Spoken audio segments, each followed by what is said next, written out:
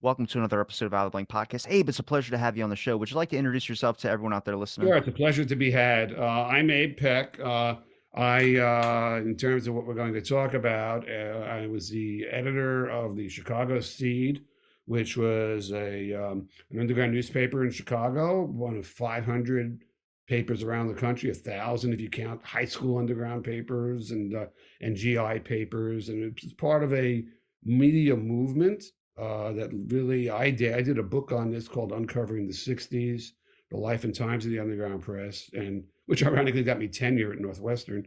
And and I dated it from 1964 to 1973 for reasons that we can go into. I've been an academic since then. I've worked at a lot of slick magazines. I've had consulted to a lot of magazines. I'm a magazine guy, and the Steed was my first big exposure. And I'll wave a couple of covers around so you can see how colorful it was and how its stance, I'll call it, evolved over time. Could you take me through some of your interest in the underground press? Like from someone like myself who hasn't experienced it, and I don't think I even really learned about it in our history books at all, but I started to spark up an interest because there was always this rise as we see today of like a kind of a counterculture movement, but you see that mostly in the 70s towards the anti-Vietnam War stuff, from what I've learned so far. Well, it started earlier than that. What happened was there were a couple of things that happened. As the war, so it was like think of it like a bunch of streams coming together in a river. So one is civil rights, of course, and as the civil rights movement uh, radicalized in the face of the official violence it was experiencing in the South, and I'll use the word systemic racism in the North, and Vietnam, of course, both the war, which some younger people were beginning to develop a critique about colonialism, not just I don't want to go get drafted, and a bit later on, feminism and gay rights. Uh, uh, Drugs, and all these kind of streams, some of them bigger than others, came together to really form this river of interest. And if you looked in a newspaper in 1964, you'd see a black and white thing, some of it very well reported, but reported within certain, what the sociologists call frames.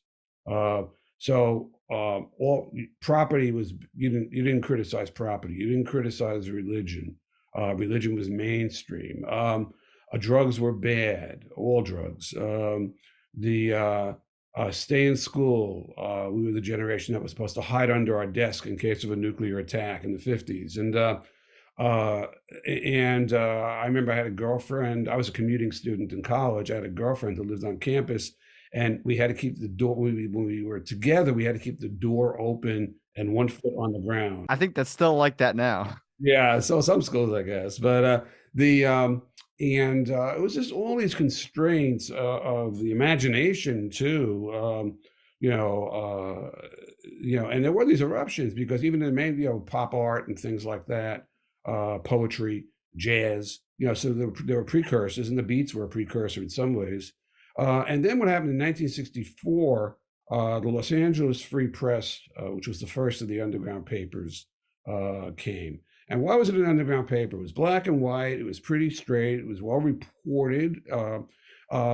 They had a thing called the Renaissance Pleasure Fair in L.A.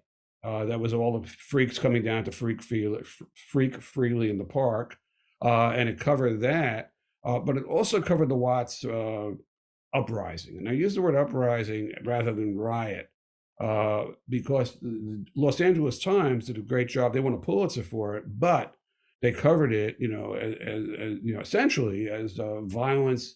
Only the state could commit violence. Violence is bad, and it was inchoate and disorganized, and it was actually a lot of stuff burned and people were killed. The the headline in the Los Angeles Free Press was "The Negroes Have Spoken," and it was a very different perspective about why were people of color rebelling in this community. That was very, very different, and that was the first of the papers. By the end of '67, there were five, all a couple on college campuses. the Berkeley Bar right next to a campus, the Fifth Estate in Detroit, and then the kind of floodgates opened, and there were many papers, I joined the Seed. The Seed started in the Seed was a flower paper originally, and it started in May of 1967. The Mother's Day issue, the Be-In had San Francisco, the hate was happening, not the Be-In yet, but the hate was happening, and people were very interested in that, and there were flower things every weekend in the park, and there were like coalitions of what were called the Heads and the Fists, the movement radicals and the peace people trying to unify. So this was what the Seed looked like. When you say flower, does that mean like you talking about Flower, peace? flower power. Yeah, so the hippie movement type deal. Yeah, exactly. Heads and fist was a term that someone used. So this is what the Seed looked like very early on. That is great art. Yeah, it was founded by a couple of things about it. One, the art's great, but two, it was founded by a couple of photographers and a head shop owner, which gives you an idea of its provenance. Also had a pretty girl cover. It had a hippie chick topless. That would certainly have not have run 2 years later during the feminist movement, and even though we were okay with nudity, um, but that was the idea. The idea was there was all these like people coming downtown from nice suburbs. There were people living in what there were all these kind of off-campus kind of hip zones and movement zones where people were starting to live. People were living communally. People were sharing money, sharing the rent, probably sharing each other too, and so the papers were kind of a voice of the people in a way, and when they were kind of niche publications. And then one readership out, you had people were curious, what's going on, and it could be anything from like I'm sympathetic to how they talk about the war to wow those people look cool to maybe they'll tell me where to buy some weed for the weekend, and so that was kind of our incarnation. I joined the paper in a kind of odd way. I had had 1967 for me. I was 22 years old, and that was a year when I really tumbled. I dropped out of grad school. I lived on the Lower East Side in New York, where I grew up. I thought I was going to get married before I dropped out of grad school, so I joined the only reserve unit that was open, which was a Green Beret reserve unit, even as I was starting to become a hippie. And I went to there. I weighed 135 pounds. I had Coke bottle glasses. It was insane. And I got out because of my stud. Call it a stud. Yeah, I got out because of my eyes. But I was going to these meetings, reserve meetings, before I got called up, where there'd be a Mercator projection map with a giant octopus of communism, the red octopus over the North Pole, and I wasn't kind of buying that, And then I went to the Summer of Love. 5 guys in a Volkswagen van. Went off to look for America, went to the hate, went to LA, and it was, it was a time when I got back, people was trying to organize the energy of the hippie people. And in the Haight Ashbury, there were the Diggers, free this, free that, and some protests. The tour buses would come through, and the Diggers would hold up mirrors.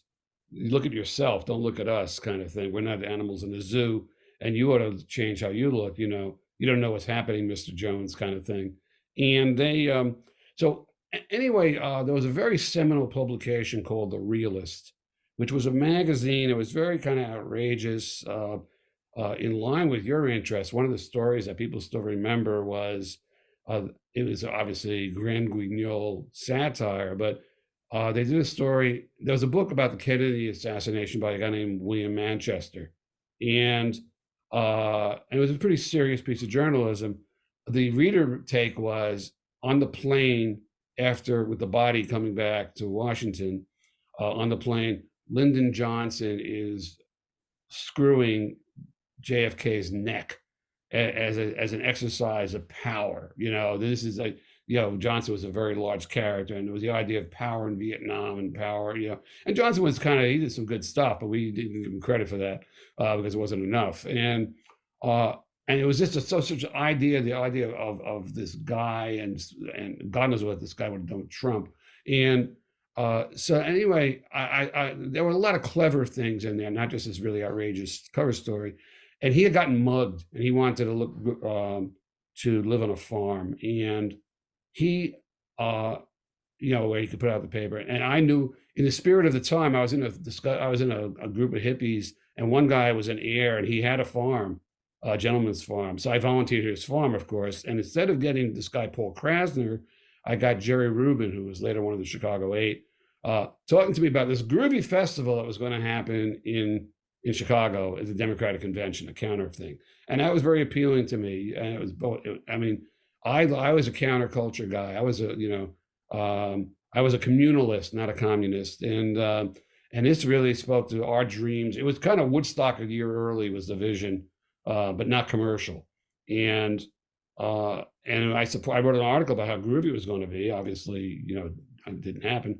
And then I ran the seed, and then I became the editor, instant promotion.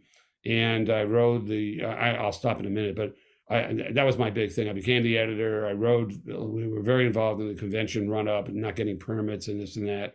I semi broke with the organizers. I wrote a piece called "If You're Coming to Chicago." I didn't say don't come, but if you're coming to Chicago, be sure to wear some armor in your hair, taking it off, and flowers in your hair, because it was gonna be a rough time, and it was. So that was my run up. And by then the seed got tougher. Instead of a flower paper, you know, the next issue after the convention, which would have been the convention was August of '68. The next issue was a cop as a pig, but a cute pig, and the face was Mayor Daley. So that was kind of our approach to stuff. We had a lot of art. I mean, you saw the cover I held up, and this was kind of we had a very good underground cartoonists in the paper. The papers were mirror image of a newspaper. They The match a paper. lot of the designs that are on this site called Obey. It's like a skating brand company, but if you look at a lot of those, they have like, I mean, a bunch of like interesting, a guy with a bandolier vest on, but his little Like medallion this on one, his. what? And you know, this was our kind of our approach. We would talk about being militant, but we were still kind of peaceful. We were trying to scare people rather than really pick up the gun, Yeah. which created all kinds of tension later on. But that was an underground press guy named a comics guy named Skip Williamson, and I mean, we were pretty well known for our art. There was a process, Robbie. Every movement has a disruptive technology, and ours was offset printing, and it really leveled the cost of printing a newspaper, what we would call barriers to entry. And we did a thing that the San Francisco Oracle, one of the lovely papers, did in San Francisco. That really tried. The editor there said, "I want to do an acid trip on paper," and what they tried, they put in the ink fountains on the side of the press. There were little chocks, CHOCKS, yeah, and you could arrange them to have kind of rainbows of color, over the run, and that's what we did a lot of. So we were very, very colorful in our imagery, and not a lot of photography, but a lot of drawings. But the idea was, the news came from the government. Our news came from below, or the movement. The news. There was a famous story that a famous writer, a guy who went on to be a famous writer, told me when he worked at the paper in San Francisco, the straight paper, and as a reporter, and the city editor said he drew a circle around Coit Tower, which is kind of the Pootsie area in San Francisco, and said if someone gets killed here, it's news. And then he drew a circle around what was then a very large housing project on the south side of the city. And he said, if it's news here, if something murder happens here, it's not news. And we wanted to break through that. We wanted to, be more fully representational. Sometimes we went down the rabbit hole in terms of advocacy has a long history in America, but you want to keep some kind of credibility, and that became harder and harder as people started getting killed and clashes started happening, and the stakes got really high with government suppression. So being true to your advocacy became a journalistic issue later on. But I've talked enough for now. Why No, don't you? you gave me a lot. I have a couple questions, but when it comes to the counterculture, or not the counterculture, but the police suppression aspect of things, was that something that was well known, or did just Yes, well, yeah, okay, pretty much. Well, yes, because we didn't know that that the authorities, federal authorities, had printed two underground newspapers of their own. One I remember was called Armageddon Times, and I forget what the other one was. And they, but yeah, we had a guy. It was actually kind of a odd thing. Again, we were really like super hippies. We were loaded. Uh, so we had a guy who came from the Red Squad. The Red Squad. Wait, did you switch your Coke bottle frames to the Ozzy Osbourne style circular No, ones? eventually I got contacts along. Oh, I had those. Oh, I didn't tell you. Actually, you're quite right. I had huge hexagonal sunglasses that All were right. prescription, and my glasses were very thick. So I had a sergeant. I was at Fort Dix, New Jersey, which is now closed, and I had a sergeant run to me and said, "Soldier, what's that on your face?" And I said, "Sir, I'm getting out." Oh, not sir, you don't call a sergeant sir. "I'm getting out because of a medical hold, because of my vision." So I go home from home. The Army, in its infinite wisdom and cosmic coincidence, when I was waiting to get out of the Army because of my eyes, my job was to screw eyeglass frames together with this tiny drill. But go figure. But so this guy Joe showed up, and he was a cop. He was allegedly undercover. He wore a suit. He was a detective, and he would come to all our events in the park, and he'd hang out. And we were like, man, we could not turn him on. Not going to turn a cop on physically, but we could turn on the world. So we would talk to him. We had nothing. We felt we had nothing to hide other than things that were illegal, which increasingly was everything. And I remember when we had a split over the convention, over what the organizing tactics were going to be. He told me later on. He said, "I knew something was up when you closed the door." Now that was pretty benign, but during the convention, we were in the office and we were running out and reporting. I was covering the hospital where people being carted off. I was in the park, of course, the whole time, and uh, suddenly our window was shot out. So we were in a kind of a dry cleaner like space, and we had two steps down. And our Steve was doing pretty well. We had the Black Panther paper in Illinois being laid out with us. There was another paper, Rising Up Angry. Fortunately, stepped down. And all of a sudden, the window shattered, and I like a fool, I ran outside, and the only car on the street driving slowly was a police car. The police station was around the corner from us, um, and so I called. We liked our landlord because he would rent to us. Not a lot of people would. So I called the police to file a report for the insurance. So the police came the next morning, and he said, "Who do you think did this?" And we said, "Well, you did." We also had the similar situation with some fascist kids who were organized by fascist adults to go around and disrupt. Agent provocateurs.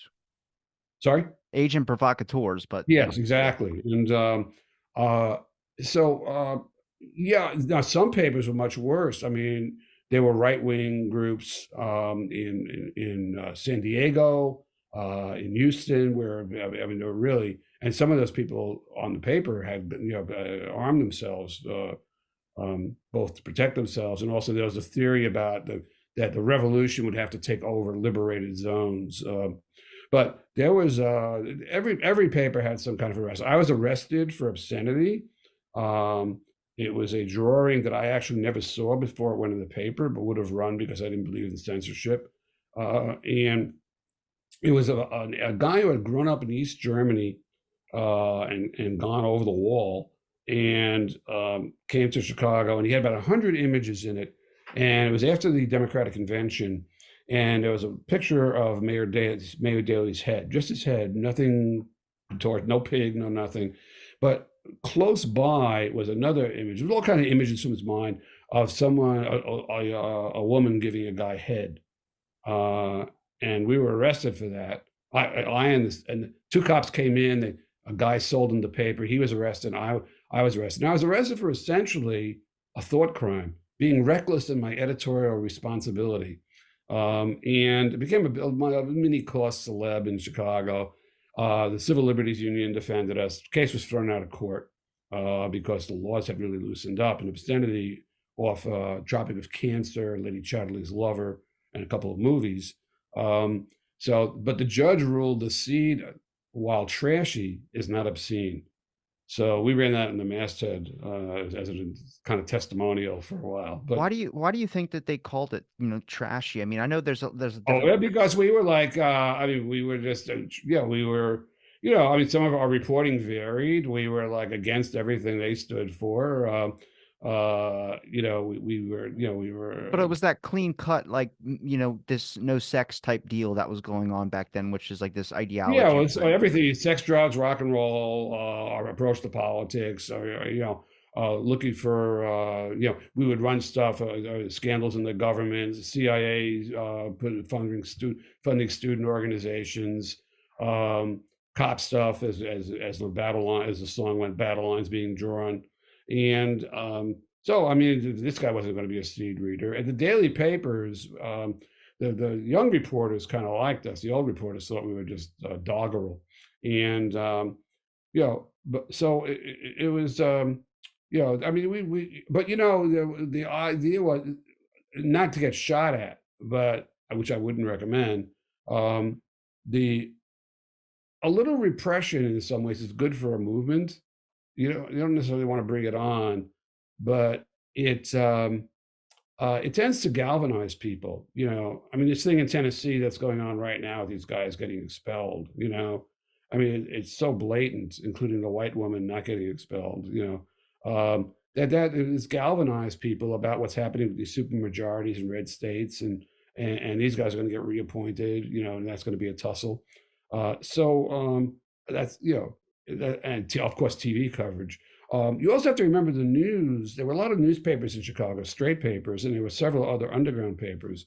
But the TV was really three stations then. We weren't suffused in media like we are now. There were no blogs. There were a couple of newsletters, people waving their newsletters around in the park. But so it was a different kind of publishing, enabled again by that drop in technology. Um, so it was our voice was different. Our voice was much more personal. We Do you find that it's because you guys didn't really have to follow a lot of the censorship type stuff and kind of like the ethics, whatever the ethics line was? Yeah, because the founding principles of all these papers. So a couple of organizations sprung up. One was the Underground Press Syndicate, which I was pretty active in, and the credo of the Underground Press Syndicate was no censorship and no copyright, and that papers could, as a result of no copyright, all the papers could share each other's material. The other organization, which was more overtly a media producer, if you want to use that kind of phrase, was a thing called Liberation News Service. These guys, the leaders, and they were guys, most of these things were guys at that time, had busted up a couple of stories about the National Student Association being covertly funded by the government, and which some of even the leadership didn't know. And they founded this thing called Liberation News Service, which was kind of countercultural at that point. Later on, it became more political, and there was a big split. And what they did was they created packets. Now they would be emailed, of course, or on a website. But they aggregated the best stories from the papers around the country. You'd send a copy of your paper to them in Washington and later in New York, and you send a copy of your paper to the Underground Press Syndicate, which was in Phoenix, I think, or Tucson, and they would take an article if they liked it, or put together a package of Vietnam coverage or demonstration coverage, and that gave a lot of people a lot of more stories than a very small staff could provide. So that was force multiplier, if you will. But again, no copyright, no censorship, and they were paid, which was also interesting. It was kind of a funny business model. We would have people would come in. We had this army of hippies who were street sellers. They got busted. We went to court. We won. That they had the rights on the street to do that. They So they would leave, we'd front them the papers, which were 25 cents and went to 35 cents. And we'd front them the papers and they'd leave some collateral, driver's license usually. And then they'd sell the papers and come back and give us our cut. A lot of them kind of forgot to come back, quote unquote. So at one point we joked in our desk we'd had about 15 different states worth of driver's licenses. People who suddenly had $20 in their pocket and moved on. Rather than give us the 12 we were owed. And uh, but that was the kind of underground economy, that and stolen supplies. We had a woman who worked at Playboy who would liberate supplies from there. Wait, what? Wait, you had a woman that worked at Playboy that quote Yeah, liberal. and she kind of came over to the hip side, and she would bring us all kinds of supplies from Playboy that we could use. Did you find that a lot of journalists and reporters on like the magazines that weren't part of the counterculture movement that maybe moved over to the counterculture movement because they liked the freedom? Not moved over so much, but again, appreciated some of what we were doing, appreciated our freedom, appreciated that we could talk about the counterculture honestly. Uh, the older ones, a lot of them just didn't dig it, and it was just not journalism in terms of being professional journalism. We got better, but initially, none of us had our experience level was maybe we worked at a student newspaper. Well, shit, my first episode's terrible. Don't listen to that, but I'm better now. The student governing board newsletter at NYU, and the reason I joined, I was the only guy on the staff, so that was kind of the perk, But they had, after the Democratic Convention, where reporters were beaten, a lot of reporters they founded a thing. They didn't come over to us, but they founded a thing called the Chicago Journalism Review because a lot of papers that had been protesting succumbed to pressure by the city government, and the city produced something. The Daily News, which is the most liberal paper, was very critical of the official behavior at the convention, and then uh, the city produced something called the Mayor's White Paper, which they ran. We called it the Mayor's Whitewash Paper, but uh, and we were very outrageous. We made these outrageous claims to try to draw people there. I mean, LSD in the water supply, kidnapping delegates' Well, wives. hold on. We got to talk about that. LSD in the water supply. But was Well, there that any was truth to a lot of these? the hippie doctrine stuff was just one. There's an organizing problem. Let's put it this way. Well, I hate to be the guy that talks about No, MK no, no, Ultra, but I no, know about the no. hate I mean, Ashbury in clinics. retrospect, we freaked out the city, and that was both desired and undesired because they responded with violence. But the the idea was, I was a yippie, Youth International Party. The idea was politicized hippies. The slogan was a hippie is a hippie who's been hit over the head with a nightstick at a demonstration. So the stuff that was we had was very good poets and people who have been organizers. So the idea was, how do you get people there? Well, you get people there with bands, rock bands, and a lot of them didn't come in the event this thing because we couldn't get permits. And Rolling Stone actually denounced it as like six people saying it was going to be Woodstock. Woodstock hadn't happened yet. It would be like a big festival, and so you make your claims. We're going to have these great bands, and everyone's going to freak freely and freak out the city, and so if you make a claim, the hippies were very media oriented. And so if you made a claim one week, if you want a story the next week, you got to be a little bit more, you got to add something.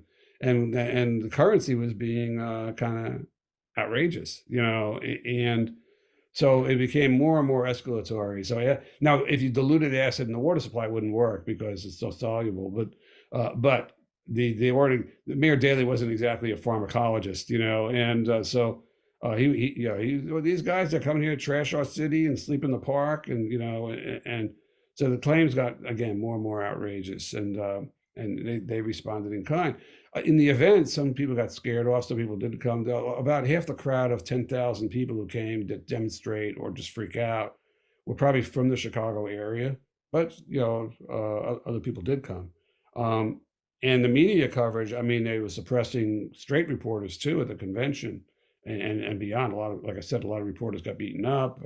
They pulled microphones, and How did stuff. they explain away the beating up of reporters, or did no one really care because they They're had in all the power? way, or they crossed the police line, or they didn't explain. It was a frenzy. I mean, technically, we all of us were in violation. There were a lot of provocateurs. So you mentioned before, people who would do something, uh, like spray paint something, and then the cops would come. Um, and they, you know, but there were also a lot of kind of people who really wanted to. Some people wanted to trash the city. Some people, most people were very peaceful. And then, shockingly, I mean, the cops were kind of unleashed in a way, and it was called the police riot in the official reports, which was, useful in a way to the city because it stopped at the police level. Several cops were about to be indicted, or may have technically been indicted, but they were dropped. There was this thing about, I think this is the point you were trying to make, uh, equality. We'll indict some freaks and we'll indict a couple of cops who were especially brutal. But the cops disappeared from the indictments. And when the indictments came down for the Chicago conspiracy trial, which was a 6-month trial that kind of united the movement. Because the government united the movement. They picked a lot of people who had never, a couple of them never met, but they picked two guys were from the student movement, two yippies, one from the two from the National Mobilization, who were, which is the biggest anti-war organization, three actually from there, and Bobby Seale from the Black Panthers. So that was they shoved everyone together, all men. It's still at that point, all men, because we hadn't had the revolution within the revolution of feminism yet, or it was just starting. And uh, so, you know, Did you find that the police were getting a little bit more crafty or a little bit more dangerous with their techniques because of the aspect of you guys weren't stopping with very simple ones? well, yeah, I think as our politics became more militant, I think they upped the ante. I mean, we always assumed our phones were tapped. You don't have to. There were a lot of cops. In fact, one of the shocking things for the people on trial at the convention was the door would open and a guy would come out who they thought was a movement guy. He was working on the National And he was Mobilization. undercover. He was undercover, or he was just a police, was a witness for the prosecution. Yeah, an infiltrator, or a cop. And Jerry Rubin's bodyguard, one of the hippies who got indicted, he was a cop. He presented himself as a biker. He was a tough guy, and he was a cop. And so, yeah, that was pretty shocking when he testified. Did you feel like when you were around that, did you ever feel like there were certain people that you just maybe thought they might have been a cop, or there was Yeah. Oh, yeah. Yeah. I mean, well, the easy ones, and there weren't that many. It was, the guys who, hey, Bop or Rebop, tell me all your friends who have bombs, that kind of stuff. But there were craftier people than that. And, but, there's an important thing, which is you don't need an army of undercover people. You need enough undercover. Well, you want to get, if you're a cop or cop like, you want to get at the intelligence in case it's going to be a demonstration or something's going to be violent or just to suppress the movement. But if otherwise, and other than that, if you think that people, if someone who's being surveilled thinks that there's a cop behind every tree, that may be an act of censorship. You're not going to do stuff. Or, as I think you started intimating, it may actually make people wilier and craftier, and it may also freak them out. So it's a strategy that the police used. I'm using police generically, used, but it also, in some ways, boomeranged on them because it freaked people out and and that led to them being more militant. well, I have to I mean, think there's real escalation. Remember, the war is pounding. The war is going on. People, people. The critique of the war is moving from pacifism to I don't want to go to it's a bad war to ho ho ho Chi Minh. And so they uh, what I would have to think with the pressure of like how everyone's already afraid of communism, and now they have this underground movement. Now people are basically being told that they have to fear this underground movement. They just right. destructive Oh, hippies it or was things of that definitely sort. red baited, and some people, whether there different strands of communism, they had been the old left, and the old left was kind of discredited by Stalin. When Khrushchev brought report, said there's going to be a new Russia. There was a police state, and so when it comes, so that actually crushed a lot of people. But in 1969, Students for a Democratic Society, which was the largest student anti-war, anti-war, anti-colonial, I'll call it anti organization, a movement organization, largest student movement organization, had a convention in Chicago, and it shattered because there were three different um, versions of SDS at that point. And one was Maoist, one was Albanian, one was kind of take to the streets, the weathermen. We have to become more violent in solidarity with all the people being killed in Vietnam and elsewhere. Um, and look, I mean, we were right about South Africa. The government was supported apartheid. We Well, didn't. shit, they were involved in Latin America for a very long time. Chile was later on, so stuff like that. So we had a critique of that. So, but they couldn't decide on what left they want. So in some ways, the old left had disintegrated in a lot of McCarthyism and Stalin and SECTS. And new left at that organization disintegrated over arguments over how to organize. Do you organize working class kids, or do you organize students, or do you organize, in France in May of '68, the workers and students did a lie, but and it was a lot of people waving red books at each other. I was there. It was a very disheartening meeting, and the police were in a building across the street with photographing everybody with telescopic lens cameras, and they love this. Wow, look great! This movement's coming apart before our eyes, and without very much provocation by the police, What are some, like, if you could think back, which I'm sure you've probably thought a lot about. I mean, it's an interesting time to be able to live in as well too. But when you think back from like today's perspective back then, do you think about things that where there's certain things you maybe should have done better, or there's anything that you would have, like, in hindsight, now that you have all these years of experience and time to think back on, that there were things that, like, obviously, like, oh, that could have been a trap, or that could have been a trap, or we should have did this.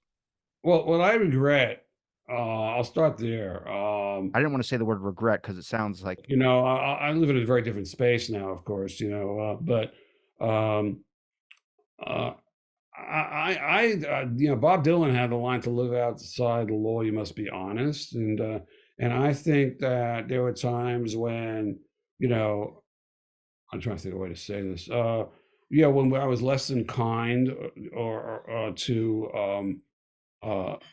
to other people in the movement, or people who are just getting into it. I think I think I was a hippie chauvinist, in the sense that when I grew up, there were five of us, and one guy became a cop. His father had been a cop, and we had a very, very vitriolic exchange of letters in the late '60s, and we were both on our high horses. I was, "Oh, Morty, you'll never understand. You're unenlightened." And he would say, "You guys, you're a bunch of schmucks, and dirty hippies." And but I think there was a certain kind of chauvinism on our part. I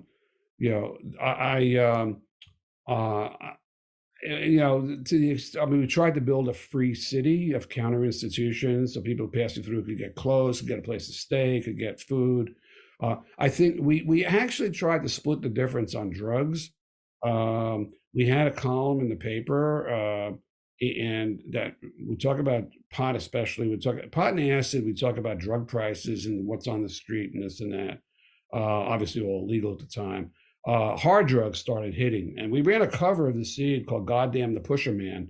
The guy who owned the restaurant below our office, he was a big straight guy, and we put him in he had a caddy, so we put him in the alley with his Cadillac, and all the Seed people, like, attacking him, kind of. And the thing was called "Goddamn the Pusher Man" because people were really starting to use bad drugs. And I know there's an argument that all drugs should be legal, but we didn't think that way. I don't necessarily agree with that. I don't Yeah, think all drugs. and we and this is kind of pre-Coke, but uh, so I think we did try to finesse that. I think initially, I think we were weak on women and gays, and then it got to the point where we couldn't handle. It was almost a revolution of the weak, and they were all justified. We ran an issue once that had two special sections. It was the gay liberation section and the Native American section, because, believe it or not, there was a Nike base along the lakefront in Chicago, and uh, there's a little bit of a thing in Chicago, a mini wounded knee, where some Native Americans said that's on Indian land and tried to occupy it. And so, what is a Nike base doing on in the park in a major American city? And uh, so I think again, one issue we did gays and Native Americans. We had a women's issue. We became a collective. The Gay Blades one? Sorry, no, gay blades I know of, but this was the Chicago gay scene. There were several gay papers in Chicago, and but it wasn't only papers. It was more the scene, how it was organized. It was becoming political. It was GLAAD and a lot of there was a lot of different gay organizations, and so the idea was, I think we were overwhelmed in a way, and then we decided to get away, especially because of the sexism of a lot of us. And we were quote better than a lot of other guys, but we were we had some learning to do, and it became collective, which in some ways was great. But in those 2 or 3 years, we had learned some skills, and new people were coming in who didn't have the skills, and there was really no mechanism for them to learn as we did on the job, because we were trying to really have an egalitarian, people of color, women, uh, non-binary, with phrase we didn't use then, but remember, this was very hardcore at the time.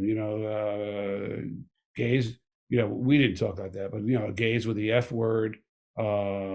Women. It was part of the illegal abortion service. Jane. There's been a couple of movies about. We had women on our staff and closer who were active in that. So I mean, the whole idea of our lives being everything was illegal, essentially.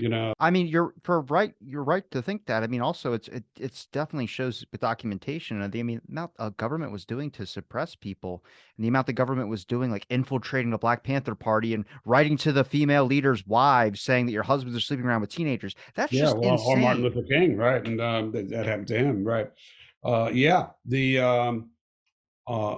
the Panther thing was shocking. I mean, that was that here was a guy who Fred Hampton was quite charismatic and young, younger than I was, uh, and when he was killed, and Clark was killed, and the other people were shot, that was striking. But again, we were outraged, and we thought it was a setup, and spoke that way. But a reporter on one of the papers, he was the guy that went and saw that the alleged bullet holes were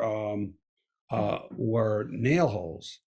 Because the state's attorney said, "Oh, look, they fired back so much." They did fire one shot, I think, but because suddenly the whole apartment was being shot at. But they said, "Look how many! Look, they fired this fusillade of I think it was from a and shotgun. He fired it because it but went it through. wasn't. It was that all they said there's all these bullet holes going outward as if the Panthers had fired, but no, there were nail holes Yeah. in the door that were represented as Panther fusillades. Yeah, the one that was attributed to, I think it was Mark Clark, was because it went through his side when he was sitting with a gun on his lap, and I guess it was a reactionary pull because the Yeah, bullet had and gone through him. you've interviewed Jeff Haas, and did a nice job with that. So Thank you. he's the expert on that. But I think I mean, again, I don't want to be nitpicky. We were challenging some very essential.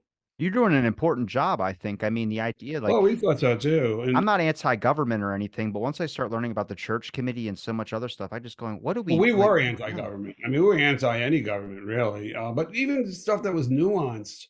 I mean, we want to. I mean, our vision was that there'd be these liberated zones, and however you think, however naive you think this is, uh, that there'd be these liberated zones, that they would be, people could take care of themselves. It was kind of like an anarchic vision, but with a politic. I mean, it wasn't just like everyone does their own thing.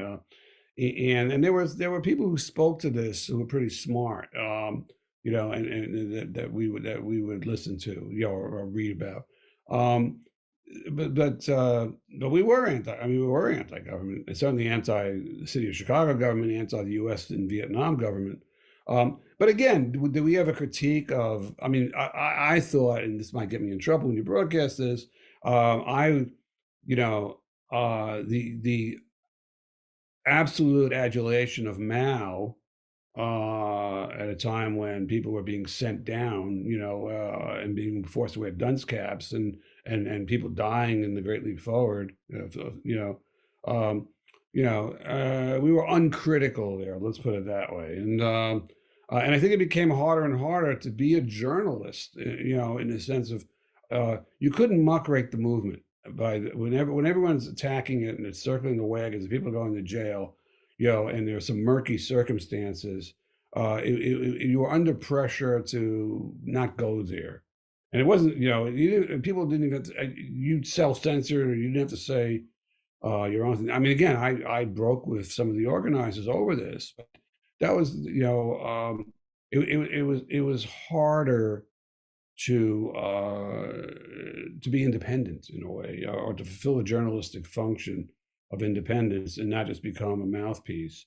Now, a lot of stuff we agreed with. When the Weathermen came in 1969, Days of Rage, we did that as a panel. The Seed, we thought, most of us thought, one guy loved it. We thought, most of us, some of us thought it was kind of kamikaze. Fred Hampton called it custoristic, was a great phrase. But so we had a panel. We had a weatherman. We had one, the guy who liked it. I moderated it. I wasn't a big fan. We had a woman who was kind of a movement, just a general movement person. And so that's how we handled it. We had a plethora of voices, if you will. But there was some stuff that was bad, that we just let go. So that would be, yeah. But it was, we, and then things just got so tough. I mean, what you want to call, a lot of people, I mean, the readers we had this readership. Well, let me put it this way. We were at one with our audience. We were our audience when we started. And well, yeah, I mean, it's like, Paul Krasner, the guy from the Realists, he said, I was a lone wolf and I howled and the other wolves howled back. And we were kind of like that, but then as we got more and more extreme, especially after events like Kent State or Jackson State, student killings, we lost people, people who wanted a good time and just wanted to read the dope pages and wanted to look at hippie chicks, we would lose some of those. And also the younger people, people who had been at BNs and things like that.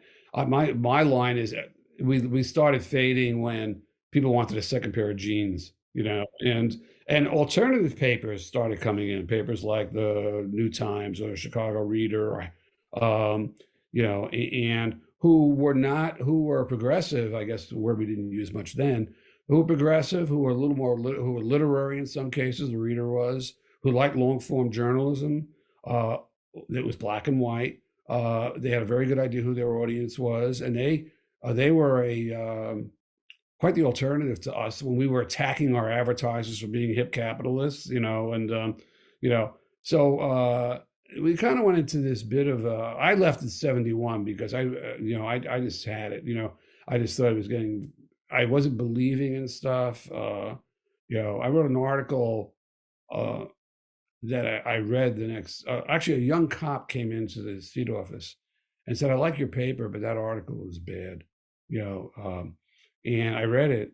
I wrote it, and I said, "This guy's right." Not because he was a cop. I said, "I don't believe this article."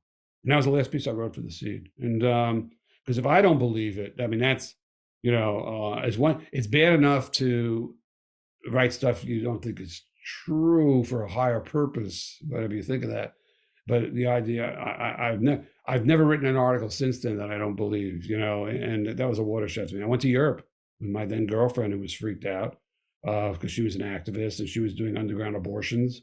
And we went to Europe and the Middle East for 5 months just to get sane, So people were peeling off, and then the Underground Press Syndicate in 1973 changed its name to the Alternative Press Syndicate, and it was a protest movement. There were some underground press guys there. They christened themselves OFUPs, the old farts of the underground press, and they didn't like the name change, but it passed. So that's why I dated it from '64 to '73.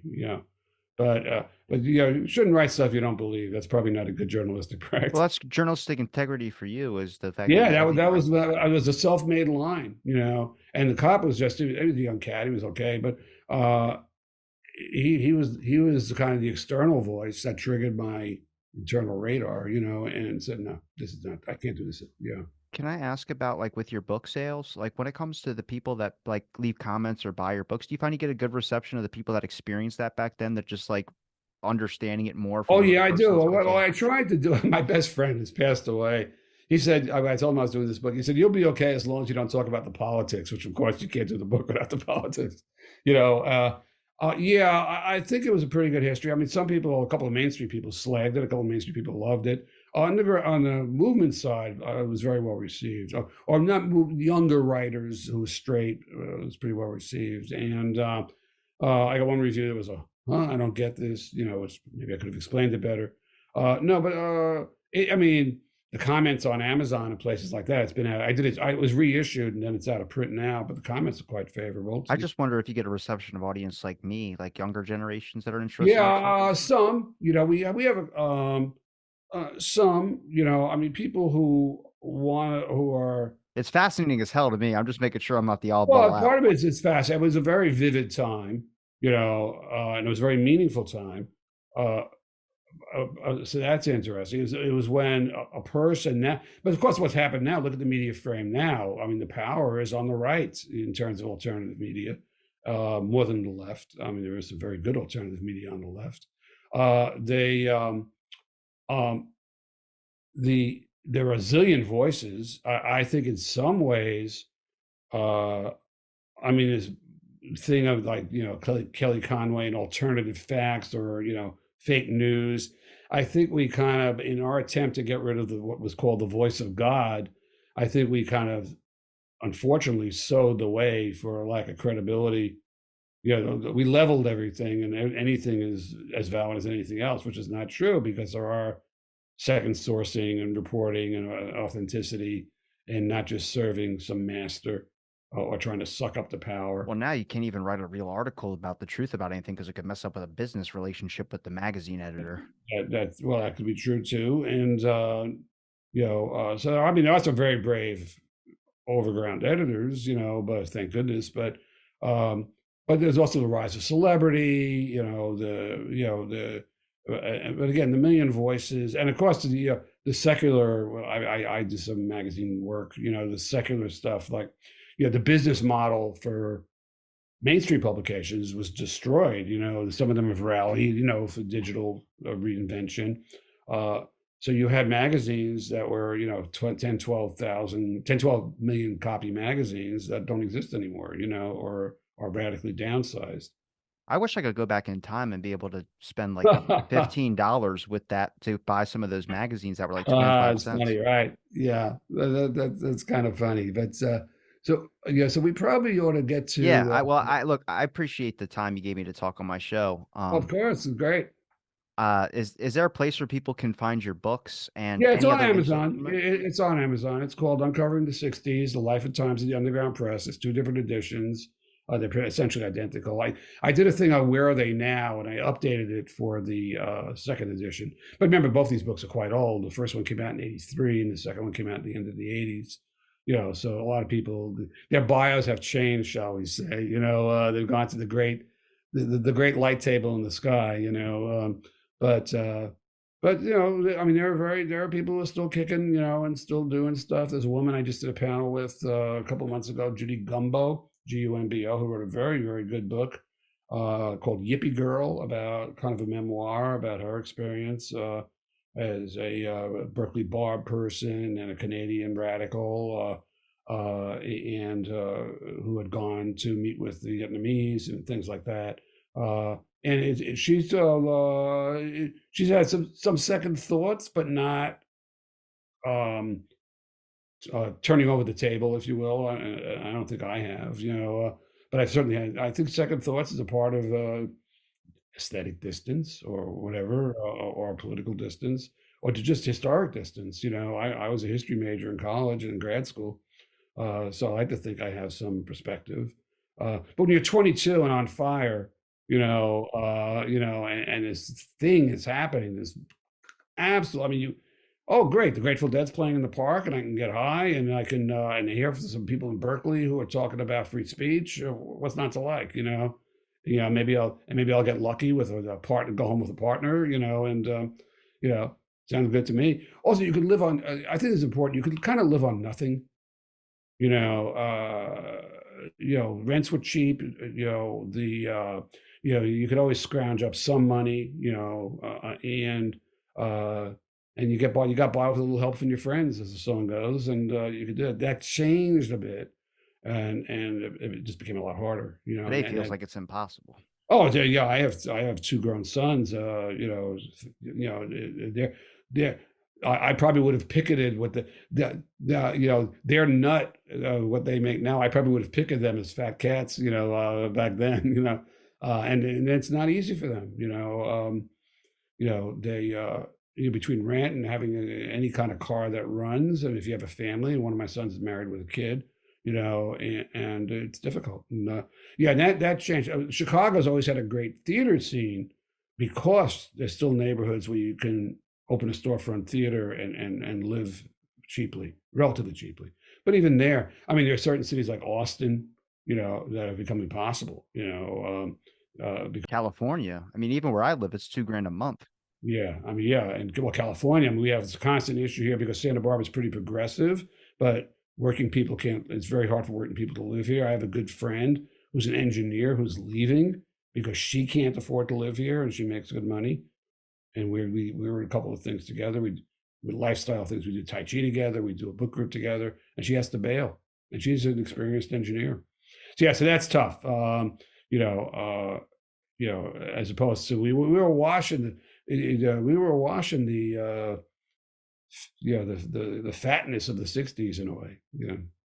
Well, look, I appreciate the time you gave me to talk, Abe. I know you gotta Okay, well, go. nice meeting you. Nice talking to you. And here's to the rebirth of wonder. To make sure I link all your links in the description. It's been a pleasure chatting, and thanks everybody for listening to this episode of Out of the Blank